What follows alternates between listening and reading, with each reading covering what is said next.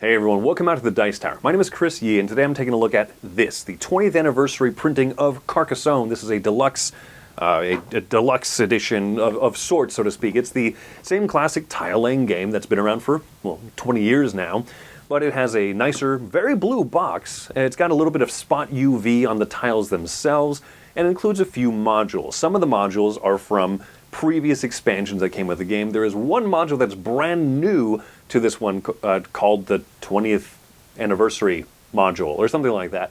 If you're familiar with Carcassonne, I am going to take some time to show the basic mechanisms of the rules because there are plenty of people who are probably watching this who haven't played the game and are curious about this printing of it. Maybe you are very experienced, so you can skip the rules overview, but I will highlight when the one new module is going to be outlined. And then I'll also give my thoughts. I won't, wax on too long about my thoughts on Carcassonne in general, but then I'll give you my thoughts at the end, particularly about whether you should pick up this box or not. So let's get started.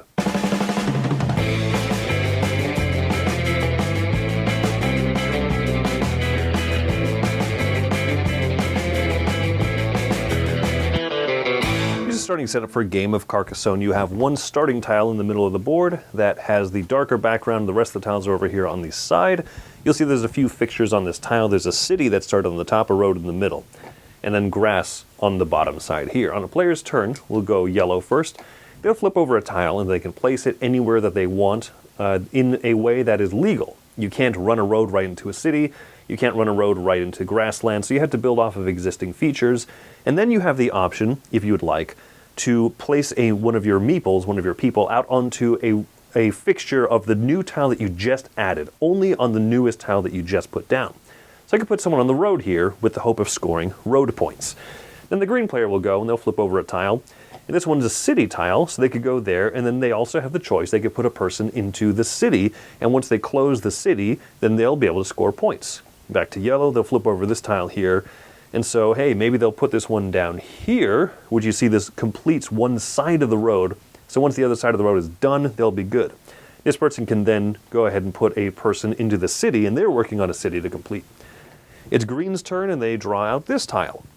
This one's a monastery, a cloister, whatever it's called. They could put it out here, and if they want, they could put a person out. This one will score once there are 8 tiles all the way surrounding this one tile here. Back to yellow, hey look, they draw a little end piece. Perfect. So they can complete this road here. They also can choose to still put a person out. So they'll put it into the city, and then you'll see here, they'll score for this road. The number of points you score for road is 1 point for every tile that has a piece contributing to the road. So 1, 2, 3, 4 length of road. Yellow gets his worker back, and will score 4 points. And so it'll continue on this way. Now, one of the things is that you can never add a meeple into a place where there's already somebody else's directly controlling that spot. So this player had gone here, they can't throw one of the yellow ones in here because it's directly connected to that city. But over here, for example, they can because there's nothing directly touching it yet. So in the future, if players draw a tile that can kind of combine parts of a city, like this one here, bam! Now, yellow and green are both sharing this one, and so when the city is finished, they would both earn the total number of points shown on it. But let's say that instead here, green on their turn was able to complete a city. They're going to score 2 points per piece, per tile that contributes to the city. So 2, 4, 6 points. Also, any shields like that are shown right here add another 2 points. And so you'll just be playing this game, going through the whole stack of tiles, placing down a tile, putting a person on the tile that you just added, trying to close the fixtures so that you can score those points for it, and then you'll just be going through this whole stack, and that's roughly the basic version of the game. Now let's talk about a few of the variants in this box. The first variant in the box is this, the farmer's variant, where you see these people lying down in the field. This is actually a base game original rule, but they simplified the regular version of the game a little bit by making this a variant that you can play. When you place out a tile, you can also put a meeple lying down in the grass field there. They're permanently locked in. You'll never score them and return them to your supply of available people. Instead, this is going to count for end game scoring 3 points per city, completed city that this person is touching. So in this field right here, there's 2 completed cities right next to it. Whereas this green farm over here has 4 completed cities, actually, that it is touching. So it would score 12 points. This one would only score 6.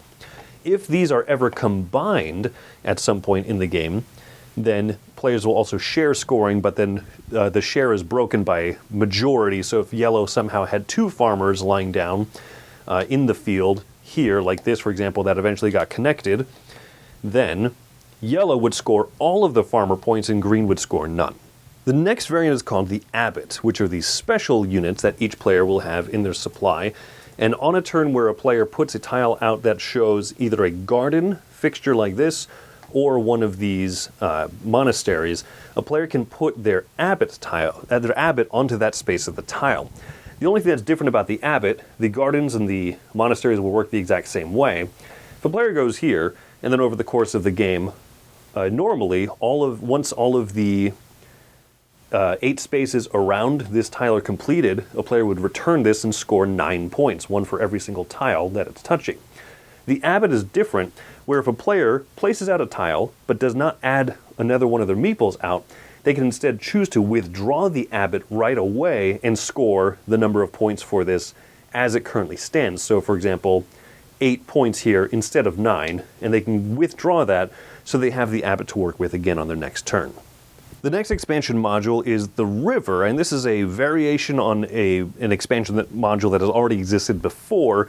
This is a river here that has its own set of starting tiles that players will go through taking turns placing out before they go through and put out the regular tiles. So on a player's turn, they'll take one of these river tiles and add it out somewhere, and before they can start working on cities or roads or fields or farms or anything, they have to complete the river. So a player could still do this and put one of their fixtures out there, or put one of the meeples on a fixture, and the next player goes, and they sure would like to build this roadway, but they have to continue working on the river first, and they can choose whether to put a meeple out or not. Once all the river tiles are out, then players will start to flip over these normal tiles and then take their turns in a normal fashion until all the tiles are exhausted. This is not exactly a great idea of what the river would look like, but it made it fit in camera. The last module is new to this edition of the game. It's not been seen before, and it's these tiles here that feature these arrows along one side of them. These will get shuffled into the regular stack of tiles, and so when you draw one on your turn, you'll add it out like normal, and if you are able to put this in a way where you line up the arrow to a tile that already exists on the map, you can, for example, you can resolve whatever its effect is. So this one, instead of placing out a regular meeple on your turn on the tile that you just placed, you could choose to double up a meeple where you already have one. So for example, this city over here is under contention. Green has one, yellow has one. Well, if yellow can double up right here, then they'll control this city when it gets closed in the future, and they'll get all the points instead of sharing them with green. This one over here, for example, shows that you can place a meeple onto any space that you want instead of this tile that you just put out. So if this player were to, there's a legal spot here, for example. If they lined it up this way, instead of putting their meeple on one of the fixtures of this tile, they could choose to go somewhere that's incomplete. So for example, they could go over there because that's an incompleted city. And once again, when that gets closed, yellow will score those points. Now, the last type of thing that there can be is this bonus action here, which just says, take another turn. It just shows a tile. So if you ever place this right here, you could take another turn, but these not only activate when you place them against something where the arrow completes, but in this case, this arrow is not yet resolved. So when a player puts a tile over here, they are also resolving this arrow as well as this arrow. And so there's a handful of those tiles that are in the mix. Here's the inside of the box. This is where all the regular tiles go, the river tiles, the 20th anniversary tiles. You can put the meeples here, you can separate the abbots if you want. And so that's just, there's also a little bit of room if you want to get future expansions that can mix in here. Board can go right on top. You see the rules manual here is printed on this nice, a special edition kind of paper. They put the variants on a separate little fold-out rule book on the side so you can have easy, quick access to just the regular rules. The game also includes this sticker sheet that you can put on the meeples, front and back stickers and stuff. And I didn't, because I don't particularly care for the look. They're going to kind of look like this when you're done with it, and I don't really like that. But just want to show you that that's all the stuff that comes in the box. I really enjoy Carcassonne as a game. It was one of the good gateway games for me. I played it actually a little bit later after playing some of the other kind of standard gateways, but this one's probably one of my favorites. I like this more than Catan, I like this more than Alhambra. I might even like it more than basic Ticket to Ride. And so those are a lot of the games that people use as what are called the gateway or the welcoming games when they kind of discover a lot of the Euro goodness that got brought over, 10, 20-ish years ago, 25-ish years ago. Wow, for some of these games. But this is one that I enjoy a lot. It has a very puzzle type feeling to it, but it's got that really good crunchy game as well. I love that it organically builds out. There's no central board. It just gets developed as you play. I love that you can play this as a very laid-back kind of a fun type of a game. Or the more that you play it, you realize that there's really good opportunities to be kind of cutthroat, to jump into someone's road or build in a way where you're not connected to someone's city, but you put your person down there and you're gonna connect these two chunks. And so now it becomes this majorities battle. And I love majorities in games, and I think it's really fun. Also, when you play multiplayer, two people sharing a big city together means both of those players get full points, and so you have to strategically say, is it worth sharing points with the red player? Because the red player is going to get a lot. I could try to dunk on them and get the majority all for myself, but that's going to take a lot more work. I'd rather we share points, and then I can start working on other things that will get me points too. It's fantastic at two players, very head-to-head, kind of cerebral game at that point. It's great with up to 5. There's a bit of downtime, but it's fun just seeing the board change and grow. So I like Carcassonne a lot. Let's talk about this particular printing of it now. This, like I said, has the spot UV tiles. It's got a few modules that are from previous editions. So if you own previous expansions, already there's a ding that some of the stuff in here isn't exactly new. There's been river module expansions before. This one I think is a little bit different. I don't particularly feel that compelled to use it. I actually prefer just to play with the regular starting tile and build out from there. But the river's okay, and the fact that this is a slight variation on a river, I don't think that's something you should run out and say, I need to get this one for that reason. The Abbot was used in previous previous expansions.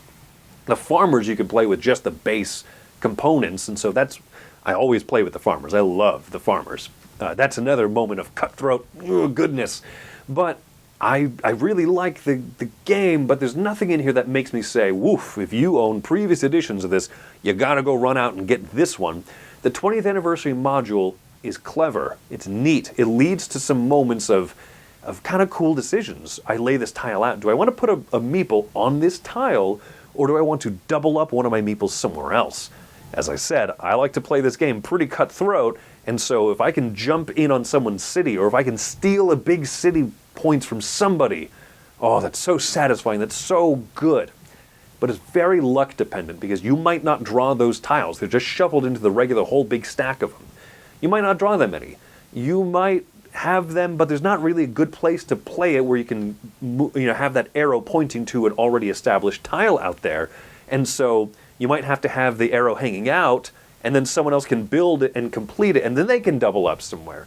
I like it, it's fun, but it's not something I'm going to play with all the time because it feels a little luckier, swingier, but I do like the choices that it adds. So overall, is that an expansion module that I say, oh, throw away your first or second editions, or the 10th anniversary edition, or the mini edition, or any other edition of Carcassonne that's been printed over time? No, that's not what this is going to be for. I do think this would be a decent jumping in point for anyone who hasn't really played Carcassonne, but there are so many of the first editions, or even now the second editions, that are going to be, on the secondhand market that are available. You can jump in for much cheaper if you find this, used somewhere, than paying the full price for this one. I do want to support game companies, don't get me wrong, but this doesn't offer so much that I could say, hey, spend the extra money to get these few little modules. You could find the base game used and some of the expansions and have more stuff to play with and work with,